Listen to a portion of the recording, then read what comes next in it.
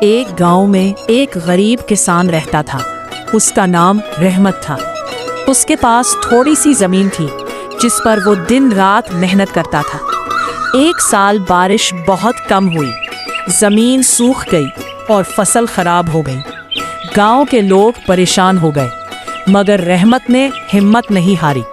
وہ ہر صبح جلدی اٹھتا، اپنی زمین کو پانی دیتا اور اللہ سے دعا کرتا کہ اس کی محنت رنگ لائے۔ لوگ اس کا مذاق اڑاتے اور کہتے، اتنی خشک زمین پر کچھ نہیں اگے گا، لیکن رحمت نے ان کی باتوں پر دھیان نہ دیا۔ کچھ دنوں بعد اچانک بارش شروع ہو گئی۔ رحمت کی زمین، جسے وہ مسلسل سنبھال رہا تھا، سب سے پہلے ہری بھری ہو گئی۔ جب فصل تیار ہوئی تو سب سے زیادہ اناج رحمت کے کھیت سے نکلا۔ گاؤں والے حیران رہ گئے۔